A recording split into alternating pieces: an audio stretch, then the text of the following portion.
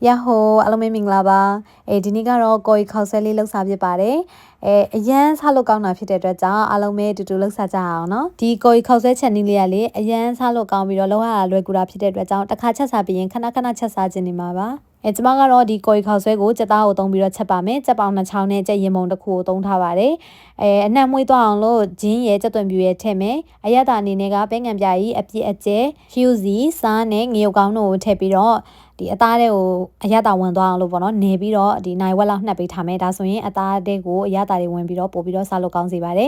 ပြီးရင်တော့သူ့ထဲကိုကြက်သားမြုပ်အောင်ရေးထည့်ပြီးတော့ပြုတ်ပေးလိုက်ပါမယ်ချက်သားပြုတ်ထားတော့မှဟင်းတွေကိုထည့်မဲ့ပါဝင်ပစ္စည်းလေးတွေပြင်ဆင်မယ်ဒါကတော့ရှီတာကဲမိုပါရှီတာကဲမိုသုံးတယ်ဒီမိုကလေအစိုးမရဘူးဆိုလို့ရှိရင်လည်းအချောက်ကိုရေစိမ်ပြီးသုံးတာမျိုးလုပ်လို့ရပါတယ်ပြီးရင်တော့ပဲပြားနဲ့ကြောက်ပွန်ထည့်မယ်ပေါ့နော်ဒါကလည်းတညရေစိမ်ထားတာဆိုတော့အရန်နူးပွားနေပါပြီဟင်းအိုလဲစူနေပေါ့နော်ဒါပေမဲ့ကြက်သားကိုတခြားလေးနတ်သွားအောင်လို့ပေါ့နော်ကျွန်မဟိုဘက်ဒီဘက်လန်ပေးပါတယ်တကယ်လို့ပေါ့နော်ကိုကဒီအိုးဇောက်နဲ့တဲ့အိုးရှိရဆိုလို့ရှိရင်တော့အဲ့လိုမျိုးအိုးနဲ့သုံးတာပိုအဆင်ပြေပါတယ်တခါတည်းခောက်ဆွဲလေးပြုတ်ထားမယ်ခောက်ဆွဲကတော့ဒီကြိတ်ခောက်ဆွဲပုံစံမျိုးပေါ့နော်ဒီကိုစားကနာနီးမှရင်းနှွေးဖြောပြီးတော့စားရတဲ့ဒီရာမန်ဟာကိုသုံးထားတယ်ပေါ့နော်ဒီလိုမျိုးခောက်ဆွဲတွေကလေစူပါတိုင်းမှာအလွယ်တကူလဲဝယ်လို့ရတယ်ပေါ့နော်ဈေးလဲတက်တာတယ်ဆိုတော့အဆင်ပြေတယ်စားရတာလည်းတကယ်ကောင်းပါတယ်ခောက်ဆွဲဘက်ရဲ့အပြော့အမှာမိစိတ်တိုင်းကြရပြီဆိုလို့ရှိရင်သူ့ကိုရေအေးနဲ့ပေါ့နော်ဒီမှာတေချာလေး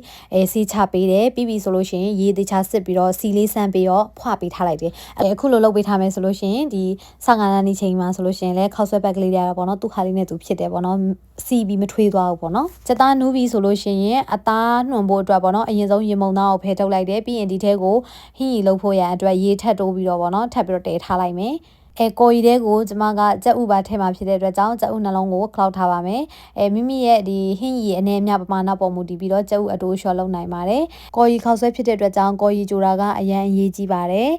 နောက်ပြီးတော့ကိုရီတွေကပြန်ပြီးတော့ကျဲမသွားအောင်လို့ပေါ့နော်ကျမကကော်မုံကို2မျိုးပေါင်းပြီးတော့သုံးထားတယ်ရိုးကော်မုံရဲ့ဒီခတ်တက်ခူရီကိုလို့ခေါ်တဲ့အာလူကော်ပေါ့နော်အာလူကော်ကိုလည်းသုံးထားပါတယ်ပြောင်းကော်မုံသုံးလို့လည်းရပါတယ်เนาะပမာဏအနေနဲ့ကကြတော့ကျမဒီမှာရေးပေးထားတဲ့အတိုင်းလေးသုံးပေးပါကိုရီခောက်ဆွဲဆိုရင်ကျမကကိုရီပြစ်ပေါ့နော်ဒီပေါင်ပစ္စည်းလေးများကြက်သားနိုင်ခြင်းနဲ့မှကြိုက်တာဖြစ်တဲ့အတွက်ကြောင့်ဒီကြက်ရင်ပုံကိုလည်းဒီလိုမျိုးလေးမှုတ်ပေးထားလိုက်မယ်ပြီးရင်ဒီအထက်ကကြက်ပေါင်ကကြတော့အလှဆင်ဖို့ပေါ့နော်ဟင်းရီအိုးတွေကိုအစောလုံးကအသင့်ပြင်ဆင်ထားတဲ့ဒီပဲပြားတို့ပေါ့နော်မှိုတို့ပြီးကြောက်ပွန့်တို့ပေါ့နော်အကုန်ထည့်မယ်ပြီးပြီဆိုလို့ရှိရင်ကြက်သားလည်းတစ်ခါတည်းပေါင်းပြီးတော့ထည့်ပေးလိုက်မယ်အထက်ကအစာပလာတွေအရန်များပြီးကျမအိုးကသေးနေတဲ့အတွက်ကြောင့်ကျမ2အိုးခွဲပလိုက်တယ်အဲ့တော့ကျမကော်ရီဆိုလို့ရှိရင်လည်းဒီနှစ်ဖက်မျှပြီးတော့ထည့်မယ်ပေါ့နော်ကော်ရီထည့်တဲ့အချိန်မှာလေးဖြစ်နိုင်ရင်တစ်ခါတည်းစတိုက်မှွေပေးပါနော်မဟုတ်လို့ရှိရင်ကော်ရီတွေကအောက်မှာကတ်သွားတာမျိုးတွေအိုးကတ်တာမျိုးတွေဖြစ်တတ်လို့ပါပြီးရင်အပေါ်ကနေပြီးတော့ကြက်ဥခလောက်ထားလေးလည်းလောင်းလိုက်မယ်အဲ့ဒါဆိုရင်ကြက်ဥလေးတွေအဖက်လေးနဲ့ပေါ့နော်အရန်စားခြင်းစပွဲကောင်းပါတယ်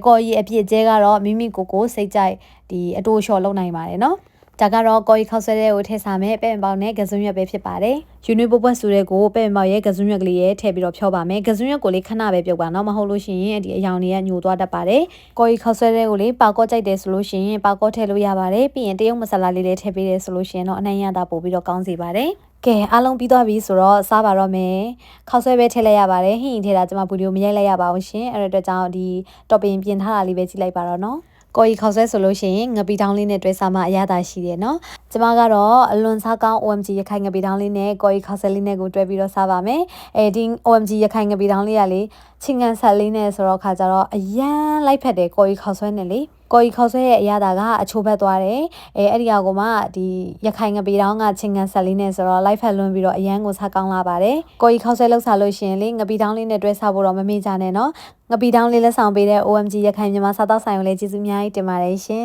ဂျန်နေ